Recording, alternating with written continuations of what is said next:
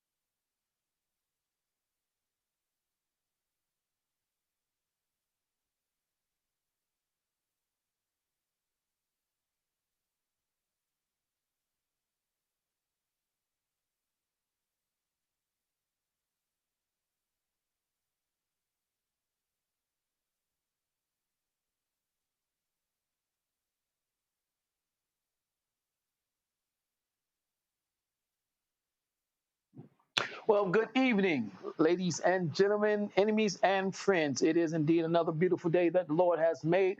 I don't know about you, but I'm rejoicing and I'm glad in it. I'm glad to be able to get in here, even though it's a little overcast and cloudy out. It's the SON is yet shining in my life. And so we know we are getting started late tonight.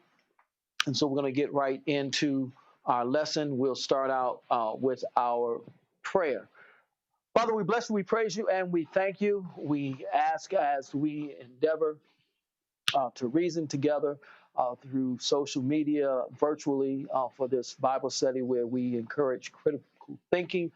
That you would open our spiritual eyes that we might see in the spiritual realm, our spiritual ears, so we might hear what the Spirit is saying to us collectively as well as individually. I ask God for your blessing on every family that is represented, for the marriage club, for the founders, the Sonys, and all those that will be tuning in and taking part in this Bible study, that it would be a blessing to them and that ultimately that each of us would be able to grow in the spiritual realm and worship you more wholly in spirit and in truth. Now I ask that you would allow the words of my mouth and meditations of my heart to be acceptable in thy sight. You are my strength and my redeemer. As I endeavor not to lean to my own understanding, but I'm acknowledging you in all of my ways, and I'm depending on you and asking you to direct my path. We ask you, God, to even bless our enemies, bless our friends. Continue to have mercy on those families that are in bereavement over COVID-19 and other medical issues or whatever issues may have caused them to be in the season of grief. Comfort them in a way that only you can. Strengthen them in a way that only you can. And ultimately help us to be our brothers' keepers, our sisters' keepers. In the name of Yeshua, Ben Yahweh, the Christ, I pray and I thank you. Amen, amen, and amen. Well, brothers and sisters, we're going to continue our study in Christian authority, and we are now looking at the proposition Christianity, a hijacked religion. And so we're going to move from there. We're looking at the popes and how they changed the religion of that was taught by Ben Yahweh, Yeshua, Jesus the Christ, as can be found in Matthew chapter 5, chapter 6, and chapter 7. Those of you that are following us, you know we've got to get that in for those that may be tuning in for the first time. And so Matthew chapter 5, chapter 6, and chapter 7, chapter 5 being the chapter that holds the manifesto to the revolution that Ben Yahweh, Yeshua, Jesus the Christ, all the same person, started. And 5, 6, and 7 is it's the entire revolution taught by Ben Yahweh. One of the things I was going to show you, but I'm not going to do it. If you have a Bible, brothers and sisters, enemies and friends, that has titles over the pericope, and then a pericope is simply the story. For those of you that need further explanation, and so those of you that remember or had someone that read to you bedtime stories, Goldilocks and the Three Bears, Three Little Pigs. So imagine that whoever was reading to you read through Goldilocks, then read Three Little Pigs, and then read London Bridge is Falling Down, and just read them all together. And so now you're confused because they've mixed all of the stories together. So a pericope is simply one story in the Bible. And so if you've heard your pastor or someone teaching you saying the pericope is, and that's the entire story. And oftentimes pastors will use or read the pericope, but only preach from a portion of it, taking a concept, a precept, or a principle out of the pericope and then focusing in on it. And so what I want to get to is that some of our Bibles or some of your Bibles may have a title over that pericope. In Matthew chapter 5, you may have a title that says the Beatitudes. And as we talk about Christianity, a hijacked religion, one of the things that I would submit that we can see is while indeed Matthew chapter 5 contains what has been named or categorized as the Beatitudes, which are blessings, it shapes the mindset of how we look at and how we perceive what we're about to read, what we are about to read. And so it could very well say beginning of the revolution. All right. But that would change the mindset, because now what we will look for is indeed the beginning of the revolution. And so these titles that have been put in over certain pericopes in the Bible, I think they lend to the European or European theology and the European thought of theology. And I'm not saying that anything is wrong with it, but what I am saying in bringing us or bringing to your attention is the fact that these titles can shape how we filter what we read. Okay, and so indeed, Matthew chapter 5, chapter 6, and chapter 7, we do hear Ben Yahweh, Yeshua, Jesus the Christ, presenting the teachings of the revolution from what was known as Judaism or the religion of the African Hebrew Israelites. And that group that followed him became known as the Way. They will continue to be called followers of the Way. Jesus did say, or Ben Yahweh, Yeshua said, I am the way, the truth, and the life. And so they became followers of the Way, Ben Yahweh being the Way. It was in Antioch, which is in Europe, okay, that they were first called Christians. We've gone over this, and you can find it in the book of Acts.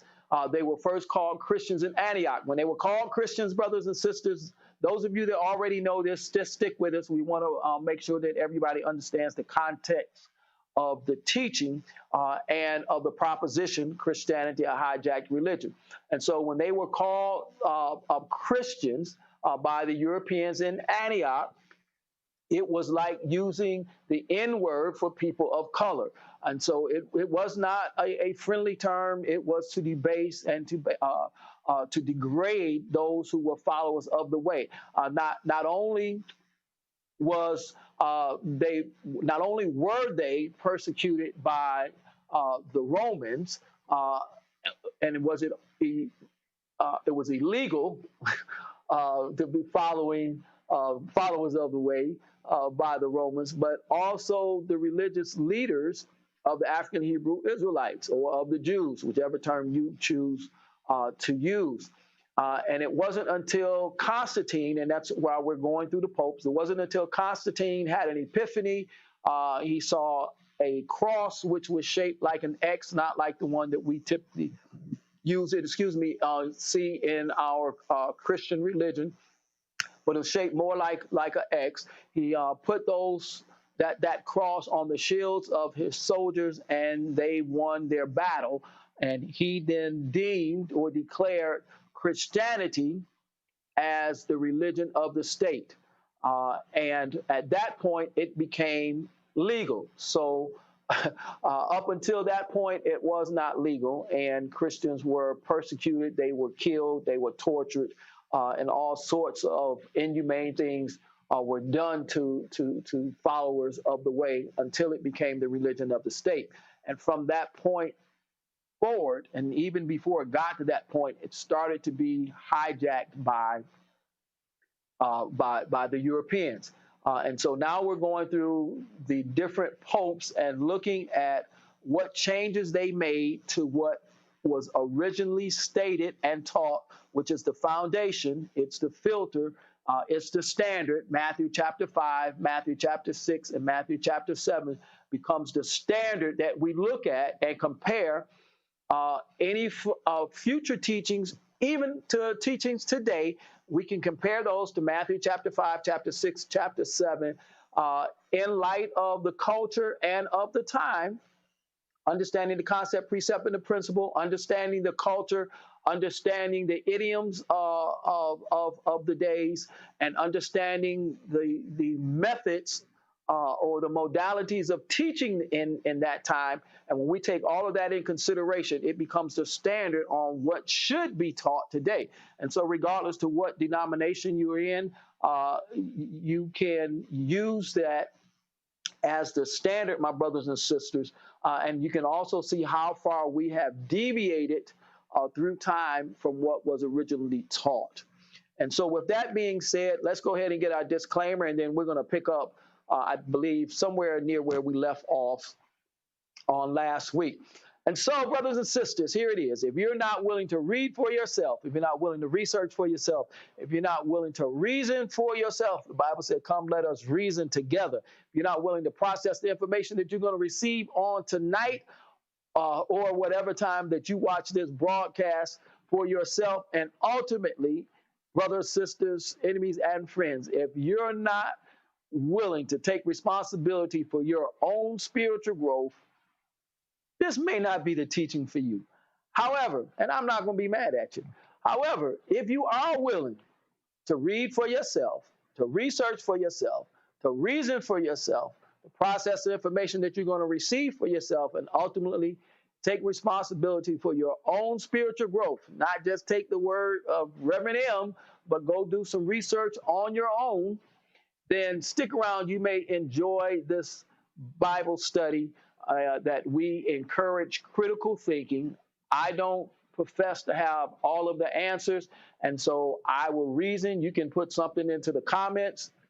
You can ask the question if it's pertaining to the Bible study tonight, and I'll try my best to answer it. If I can't, I will research it and inbox you with an answer or reply to your question that you put online.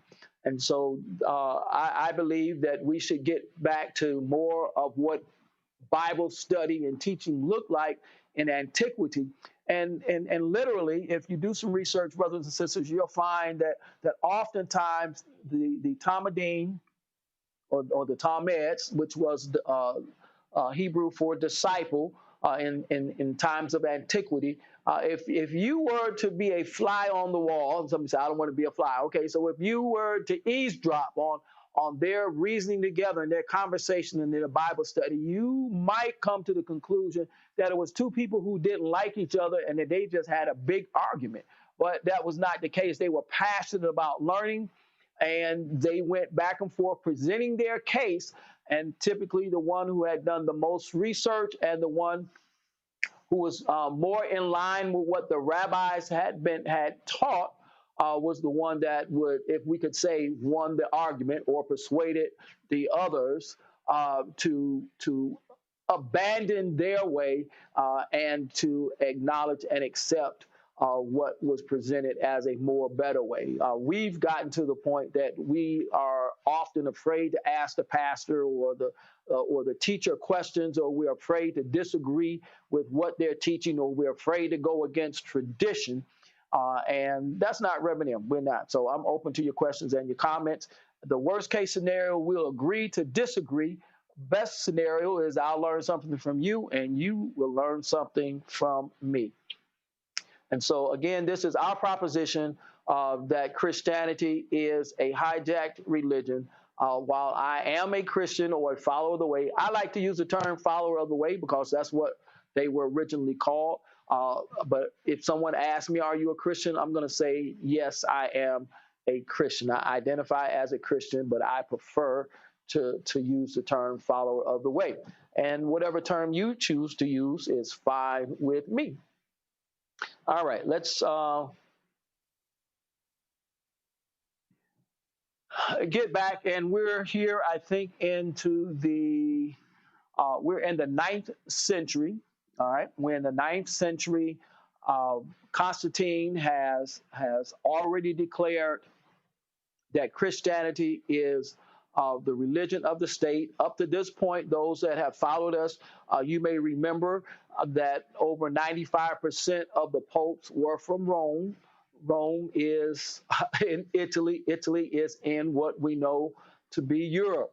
All right. And so we are now looking at a European religion that originated in Africa. Again, let me say that again. We're looking at a European religion that originated in Africa.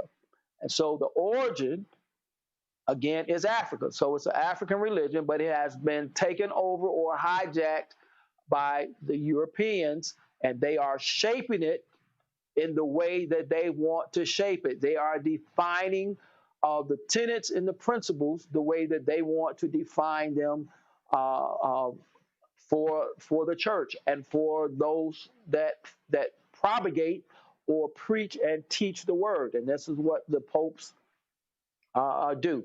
All right. And so we're looking at, I think we did Stephen the fourth already.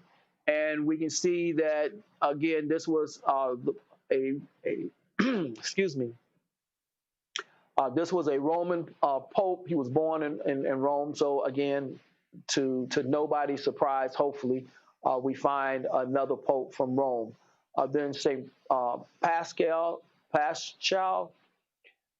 is another Roman pope, Italian son of Bonicius and Episcopa Theodora, credited with finding the body of Saint Silica and the catacombs of Calyptix, building the Basilica of Santa Silica in, what is that, Trastevere, and the Church of Saint Maria in Domnicia.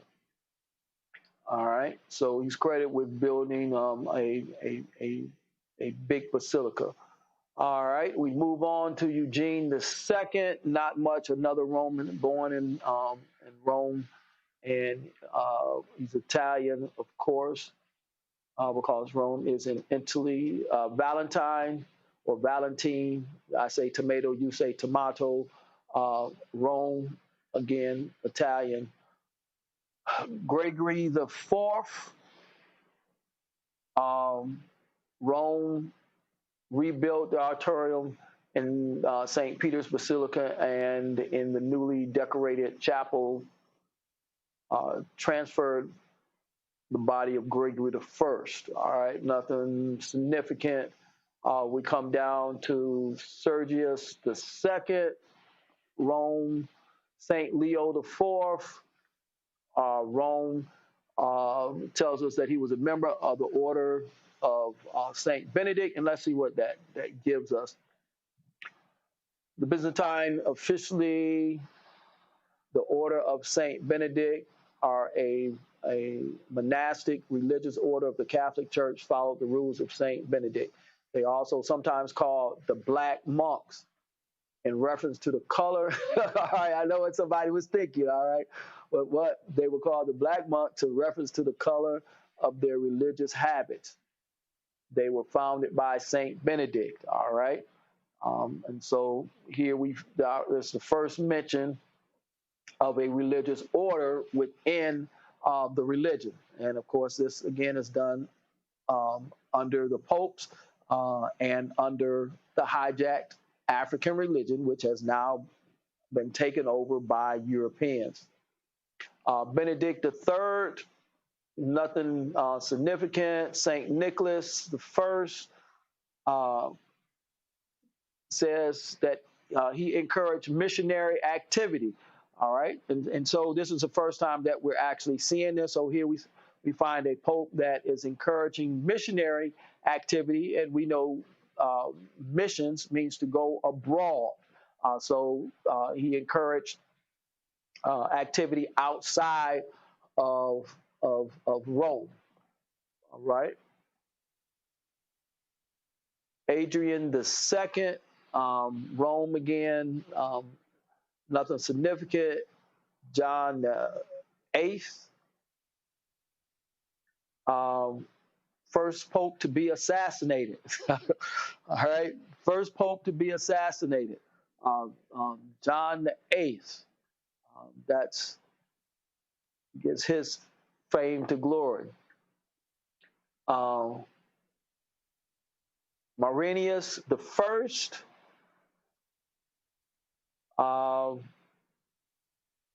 erroneously also known as Martin the Second. All right, born in Galicia, which is an Italian commune. So again, Rome. Saint Adrian the Third, and here we get back into being told the feast days that were dedicated to the Pope of the time. So here we have a feast day, 8 July, and it says Adrian first was possibly his ancestor. So they don't know. Could have been, may not have been. Not that important.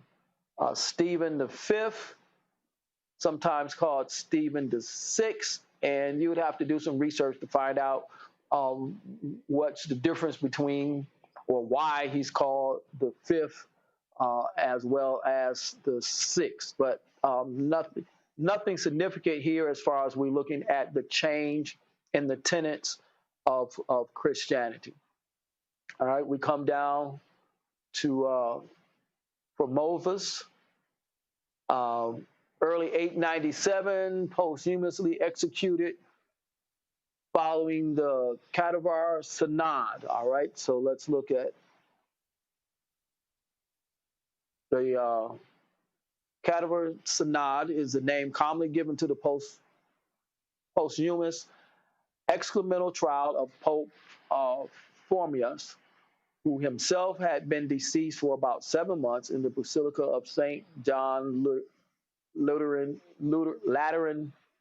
in Rome during January 897. The trial was conducted by Pope Stephen VI, the successor to Formosius. All right. And again, if you want to do some more research on that, basically what we're looking for and what we're looking at, again, is the transition and either how close to what Ben Yahweh, Yeshua, Jesus, the Christ taught in Matthew 5, 6, and 7, or how far away it has gone. All right. And again, good evening to all of you who have made comments. I don't see any questions yet, so we'll continue on. Romanus, Italian, again, Rome. Theodore the second is Greek, again, born in Rome. And again, it's no surprise. Again, because why? it's, it's it's the Europeans have hijacked the religion. So we don't see an African in charge or African as excuse me as a pope of the religion uh, that originated in Africa. John the Ninth, member of the Order of Saint Benedict. All right, Benedict the Fourth. And now we get into the 10th century. So far, not a whole lot significant in the 9th century, other than the fact that we have a pope that encouraged missions and encouraged missionaries. All right, so now we get into the 10th century. And those that didn't know, you can see the categories is that we have the number of the pope. So we're at the 118th pope. Um, the dates in which they served as pope, the uh, the English name and the Latin name, and then their place of birth, their age, and then from notes, the notes are going to tell us what significantly happened under their rule as pope. All right, so Leo the Fifth, again Roman, Italian, was deposed and murdered. So we had one that was assassinated, and this one we're going to say they say he was deposed and murdered. And you go figure what's the difference between a murder and assassination. All right, but still nothing significant. Christopher, uh, Italian in opposition to Leo the fifth. All right. And so you notice that on the number of the Pope, that Christopher is still listed under, well, there's nothing there for him, but he's not the 119th Pope. That would be Sergius III. And here we find something that is significant. The first Pope to be depicted with the papal tiara. All right. First pope to be depicted with the papal tiara. It's a crown that was worn by popes of the Catholic Church from as early as the 8th century to the mid 20th. It was last used by Pope Paul VI in 1963 and only at the beginning of his reign. And so here we find the beginning of the depiction of the Pope with these jewel crowns. All right, and we can say that that's a part of pomp and circumstance. And here we have a period in the history of papacy or papacy during the first 2/3 of the 10th century, beginning with the installation of Pope Sergius III in 904 and lasting for 60 years until the death of Pope John the 12th in 964. During this period, the popes were influenced strongly. All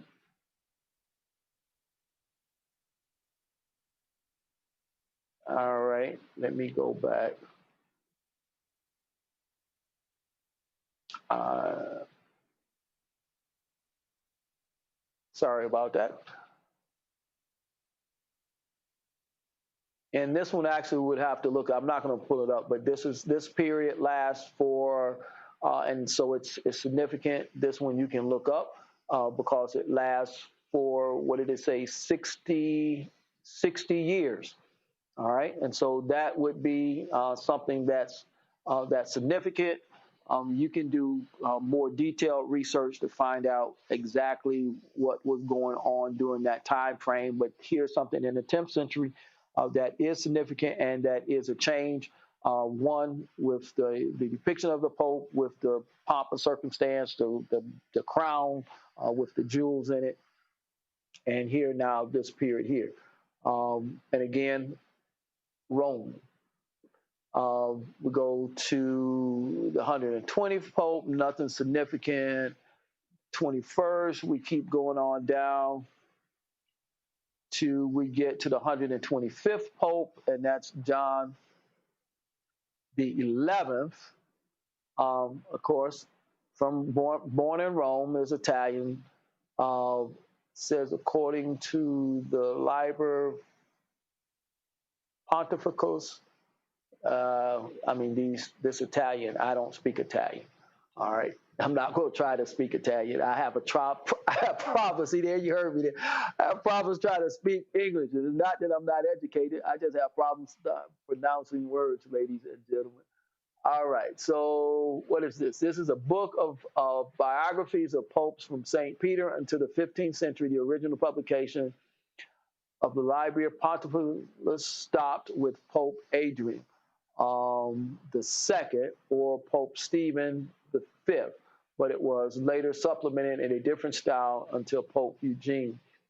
Okay, and so here we have biographies of the popes, which is something that's significant, which is new.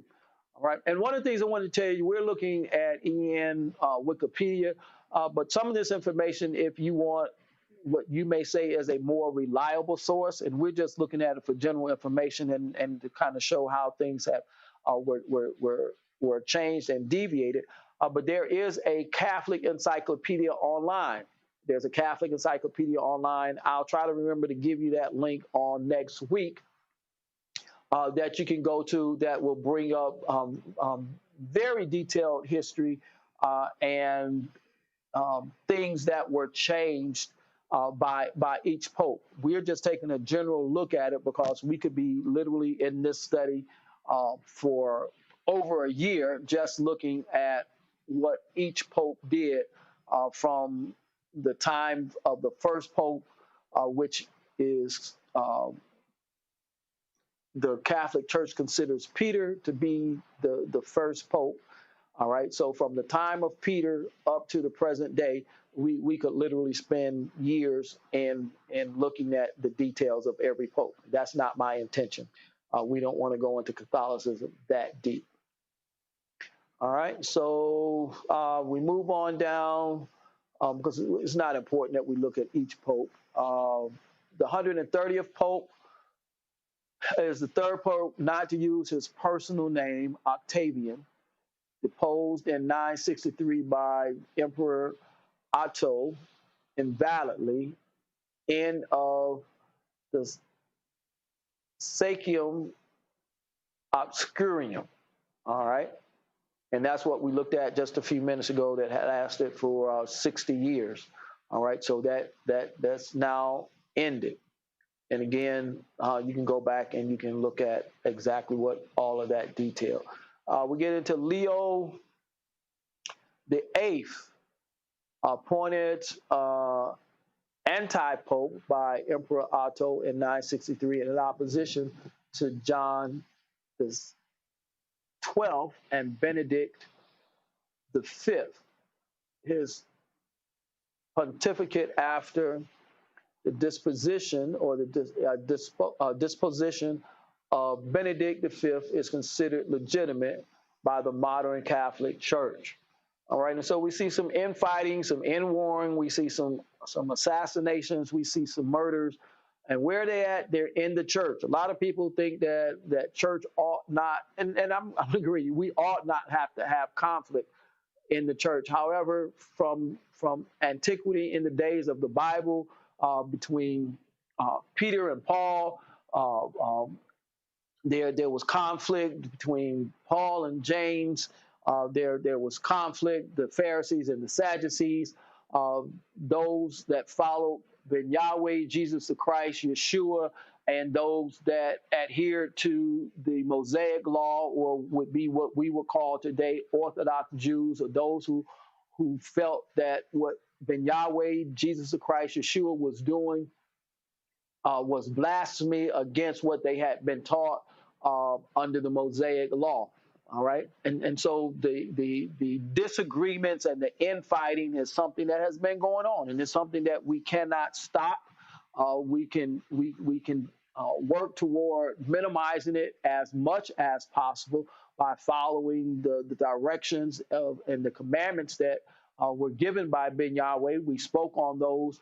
Um, Pretty much we've been speaking on those all month long, and then we spoke on them further on yesterday in our sermon and in our teaching, where we love the Lord thy God with all our heart, with all our mind, with all our soul, and that kind of means with all our some we can't even explain in the English. We don't have a word for the Hebrew word. And then the second is that we love our neighbors as we love ourselves. That has been a challenge for mankind. That's I'm going to be honest and transparent. That's still a challenge for me because we some days we do good and some days we don't do good. And the issue is, or the truth of the matter is the fact that I can't live today on yesterday's successes. I have to go with what happens today. And just because I was successful at loving my neighbor as I love myself on yesterday, it doesn't mean that I'm going to be as successful on today. And so, with that being said, it's a constant walk, it's a constant challenge. And I like to say, as we relate this to marriage, for those of you that are in the marriage club and those that are married, is, every day we have to choose to stay married. And for some, it's easier than others. But every day that you wake up, you could decide that marriage is not for you, or you're not going to be married to the person that you're married to, and put into action that which would need to take place for you not to be married. And so it's a choice each and every day to remain faithful to God is a choice every day. And so to love our neighbor as we love ourselves is a choice every day. All right, and so I said that because we're going to continue to see this infighting within denominations, within religion. If you don't know, it's been said and proven that there's been more wars and death uh, through as a result of or because of religion than anything else that there has been wars over. And so there's a lot of blood that has been shed and a lot of blood that continues to be shed over religious beliefs. Somebody says it ought not be so, and I agree. It ought not to be so, but the reality of the situation is that it is so. With that, let's move on. We've got the 131st Pope elected by the people of Rome. All right, here's something that's different and significant. Okay, here this pope is elected by the people of Rome in opposition to Leo the Eighth, who was appointed by the emperor. He accepted his own disposition in 964, leaving Leo the Eighth as the sole pope. All right, big change here. All right, so here we have the people went against uh, the pope that was appointed by the emperor, and so here we see or we hear that the people's voice, and if you don't mind, let me pause there for a station break and for a public service announcement. So the people's voice in 915. Much like the people's voice in 2020, you can get out and early vote. Let your voice be heard. It says the people elected. And now it's time for the people to elect our state officials, local officials, and the president of the United States again. And so the people, your vote does not count if you don't vote. So please vote. But whoever you're going to vote for, just vote. All right, I got that public service announcement in, and we're going to continue on. And we've got Leo Leo the Eighth. Um, his pontificate from 963 to 964 is considered illegitimate by today's Catholic Church. An appointee of Emperor Otto the First. His pontificate occurred during the period known as the Saculum Obscurium. So we already talked about that again. And so here we got the emperor appointed one pope, and the people decided that that's not who they wanted. So they elected the pope that they wanted. So democracy is a wonderful thing, brothers and sisters, enemies and friends. Democracy. All right. The 133rd Pope, nothing significant. Here's another Pope, Benedict the Sixth, is deposed and murdered. Uh, Boniface the Seventh uh, was Pope in opposition to Benedict the Sixth and Benedict the Seventh. All right. So this infighting again. And here, this infighting, I believe, brothers and sisters, is that we could attribute this infighting to the people's choice and the emperor's choice. And if I'm wrong on that, I would stand corrected. But it sort of seems that it's between the people's choice and the emperor's choice that we're looking at this infighting and two popes during the same time period. All right. Um, Nothing significant till we get to the 137th Pope, which is John the 15th. John the 15th, of course, born in Rome, is Italian, European, is the first Pope to formally canonize a saint. The first Pope to formally canonize a saint. Now, I just want to ask this question, brothers and sisters, enemies and friends.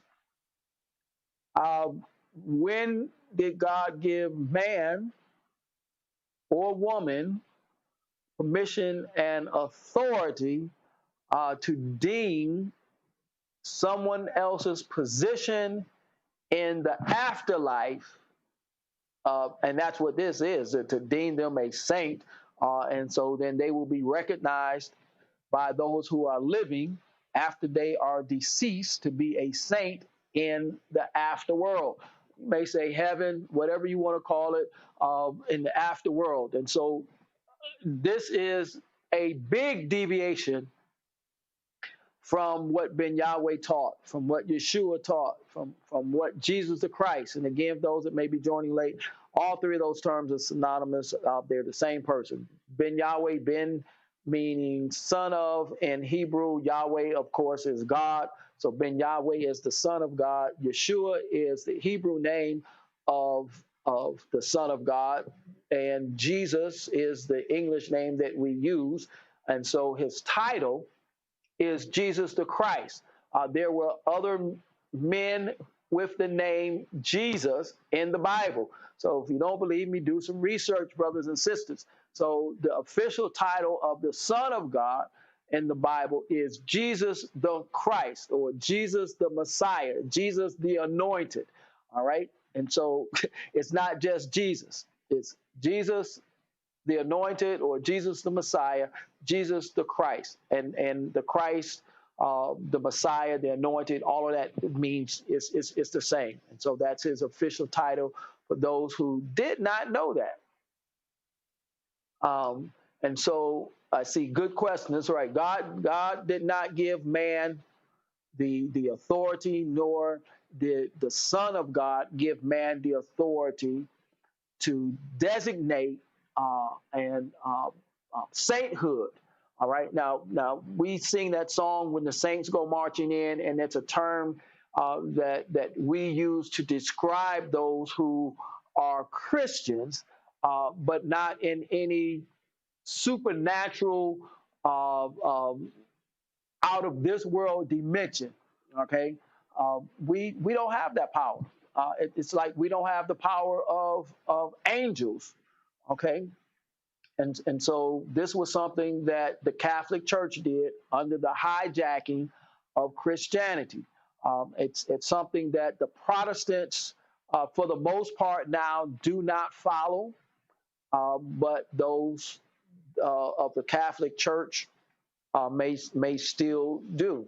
All right, and so that we haven't even got into that. That comes under the Reformation, Martin Luther, John Huss, and John Wycliffe, and some of those gentlemen under the Revolution or the Reformation time frame, when they were so fed up with the corruption of the Catholic Church that uh, Martin Luther nailed his 95 Theses up on the door of the church. And of course, the church officials ignored it. And then that revolution that he started is where we get our, became a protest, and that's where we get Protestants from. And that's where we now have two different groups that are called Christians. So in America and all over the world, Christians are comprised of Catholics. And of course, now in the Catholics, you have Orthodox Catholics, non-Orthodox Catholics, and other groups of Catholics, and then Protestants. And of course, under the Protestants, we have all these different denominations: Apostolic, Pentecostal, Lutheran, Episcopal, African Methodist, Episcopal, Methodist, I forgot, non-denominational, and all of these divisions. But the strange thing is that under all of these divisions, it's the same God. It's the God of Abraham, Isaac, and Jacob. It's those that believe in the Son of God. It's Ben Yahweh, Yeshua, Jesus the Christ. The Bible, it's the same for the most part. The Bibles, Catholics have a Bible that have an apocrypha in it, and that's, I think, 13 books that your King James version of the Bible does not have in it. But you can buy a Bible that has an apocrypha.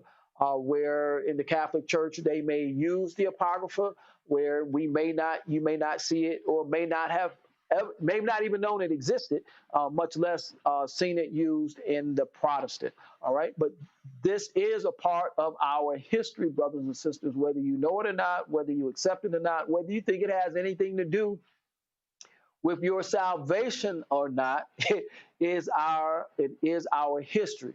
And I'm just going to pause for a moment for those that may say, Rev, all of this is good, but it really has nothing to do with my salvation. I don't even know why I should know it. Why are you wasting time teaching it? And if you think it's a waste of time, then that's to you. And the reason that I believe that it's not a waste of time is that for too long, we have been taught a lie.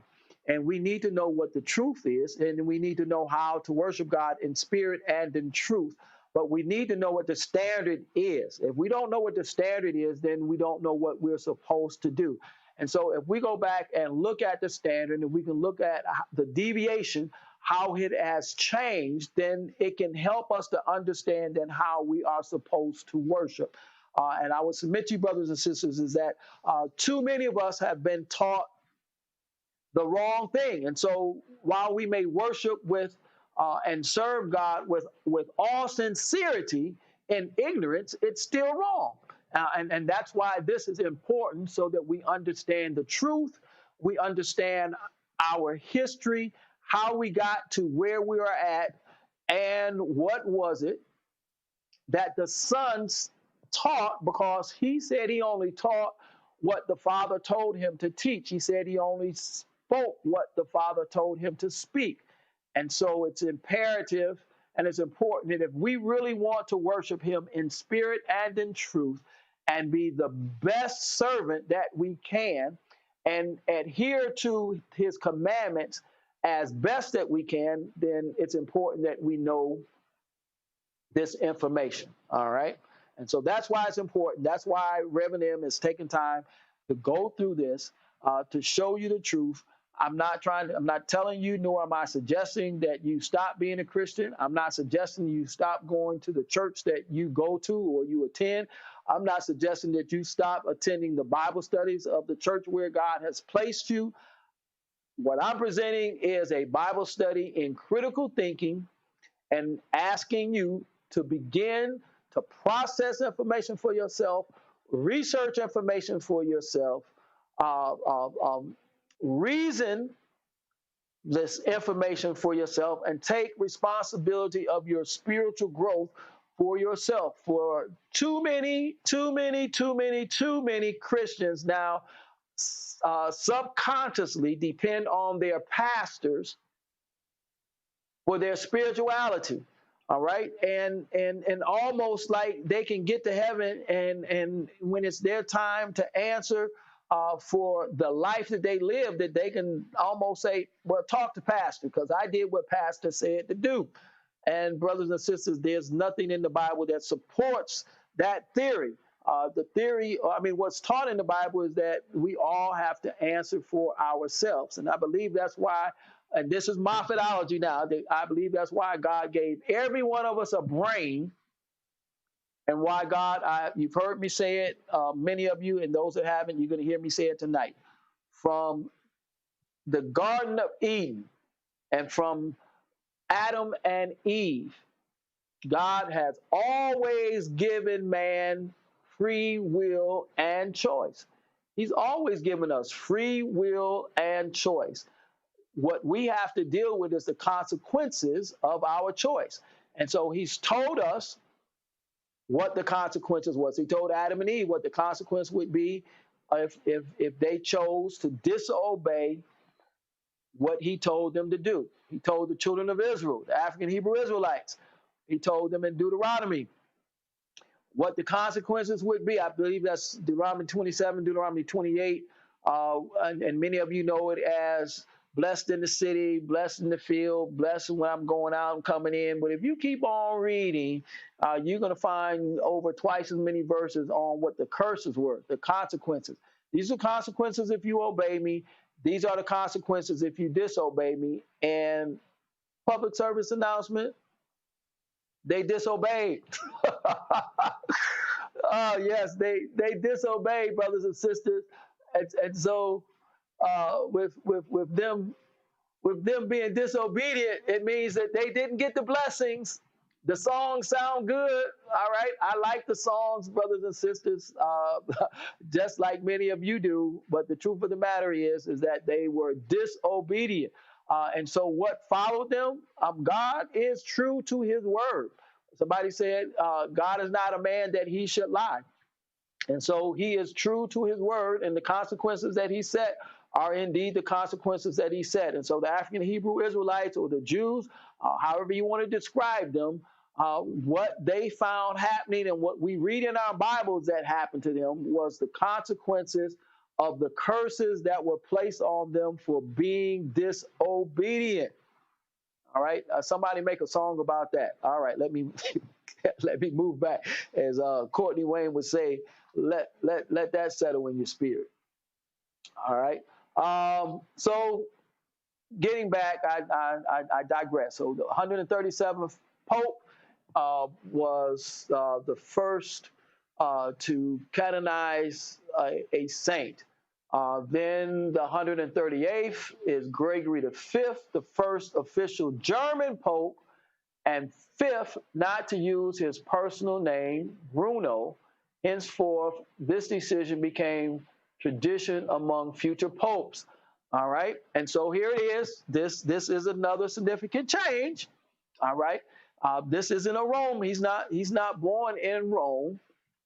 This is a German pope. He's the first official German pope and the fifth pope not to use his own personal name, which was Bruno. And it says this decision became tradition among future popes. All right. And I'm just going to tell you, be transparent again. When I was growing up and you'd hear about Pope John Paul or whatever he was, as a kid, I just thought his name was John Paul. I know he was using an alias. Yeah, it wasn't until I began to do study in religion that I learned that they use aliases. Okay, all right, and so this became a practice, so that's significant, the 138th Pope. All right, here it is again. We see no year.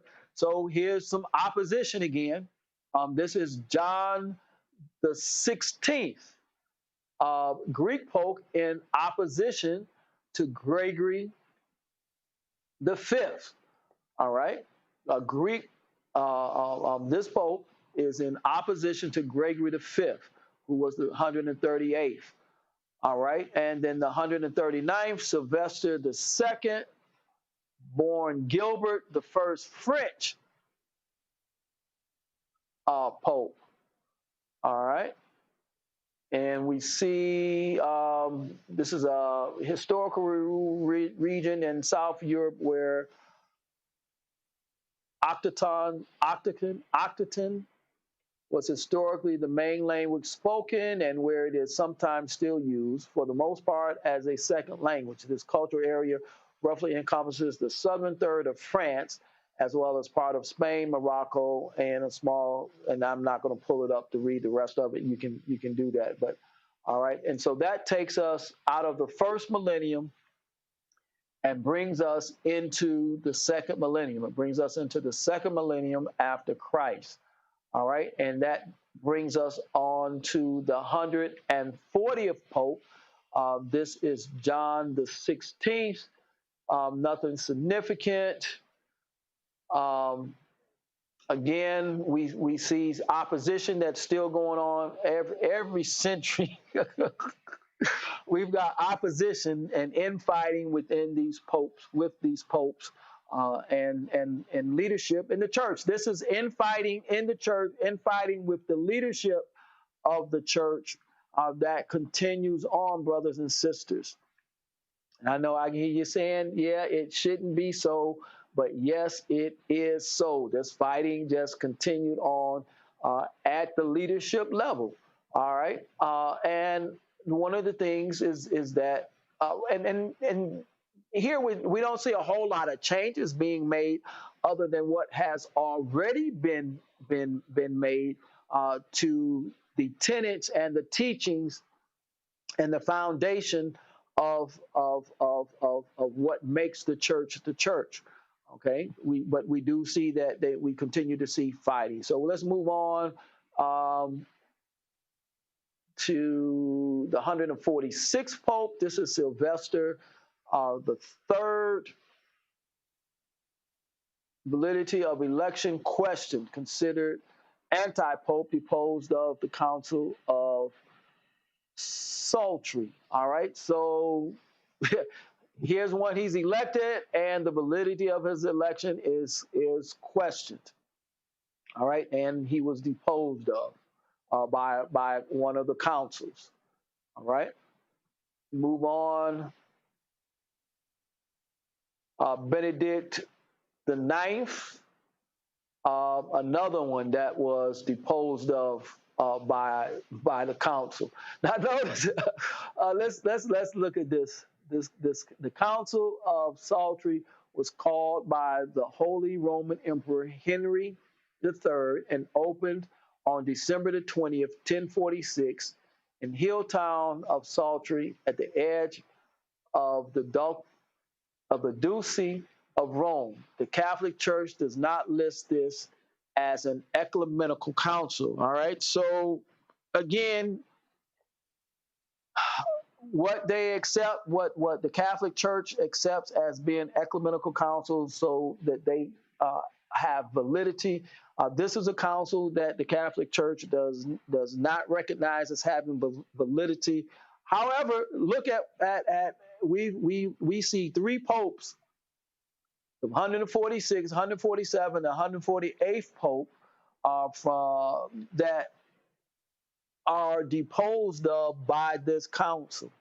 All right, just kind of wrap that around the head of what's going on in the church, and imagine what the Catholic body must have felt. And I want to say this as we come close to time for me to close, because this is about the time that I got started. So we've been going for about an hour. One of the things that the Europeans introduced into their teachings and into their preaching or into the church that is 180 degrees out of what Ben Yahweh Yeshua Jesus Christ did, was that Jesus Ben Yahweh Yeshua engaged with the congregation. If we brought that to modern day terms, we could say that the pulpit are your preachers and your your uh, your apostles and your bishops and your reverends. This the pulpit are those who preach formally. All right. The pew, excuse me, are your congregational members. And so if we use the term the pew and the pulpit, one of the things that I've done in teaching, and God has blessed me to teach several ministers classes and to teach young ministers. And one of the things that I would teach is that we ought to preach from the pew and not from the pulpit. And what we mean by that is that especially those who are formally trained, or those who have gone to seminary, or those who have gone to college and use some of what they learned in their presentation. One of the things that I say is that we ought to preach from the pews. In other words, that's from empathy, as though we were in the pew, so that the pew can understand, or the congregation can understand. Now, I say that to bring out the fact that Jesus put himself among what we would call the pew. He went among the people. He taught directly to the people. He allowed the people to ask him questions directly. He didn't assume that the people were too ignorant to understand what he was saying, nor did he present it to them in a way that they could not understand outside of, let me say this because somebody's going to argue with me that he taught in parables. And yes, he did teach in parables, but he used idioms that the people would understand. And the parables, if we read, and I can't give you the scripture right now, but if we read, he taught in parables so that those who sincerely sought to understand could understand. And then one of the things that he did consistently was that when they didn't understand, even his disciples, then he explained it to them. All right. So even if they didn't understand, if they didn't get it at first, then he explained it so that they could get it. The Catholic Church, on the other hand, all right, took on the attitude and the presumption that the pew or the congregation was too ignorant to understand spiritual things and to understand the Bible. And so the preacher, or the Pope or the Cardinal or the priest would read in Latin, which wasn't the language of the people. And so the people became dependent on the clergy, or they became dependent on the pulpit. All right. And so they were kept in the dark. And they were misled because the pew or the congregation did not have access to the same information that the priest had access to. All right. And so that's one of the big differences that we find in the Catholic Church. Unfortunately, because the Protestant church is a product of the Catholic Church, that ideology, that European theology, followed into America, all right, when Christianity was brought into the Americas, all right. And as different Protestant denominations were formed, that ideology, whether recognized or unrecognized, continues today to manifest itself into the church, to where the leadership takes on the assumption that the members are, and I'm just going to say it, are too dumb or too ignorant to know and to understand and to be exposed to the same thing. I can remember preachers telling me certain things that you couldn't preach, even though you knew it once you learned it, but you couldn't preach that because the pew or the congregation couldn't handle it. Well, I'm going to agree to disagree with you in that God gave all of us a brain, and now with the access that we have on the internet, to information. All you have to do is get a connection, brothers and sisters, and you can pull down the same information, and you can ask God for revelation and interpretation, and then how you should apply it to your life. Well, with that, I've gone over.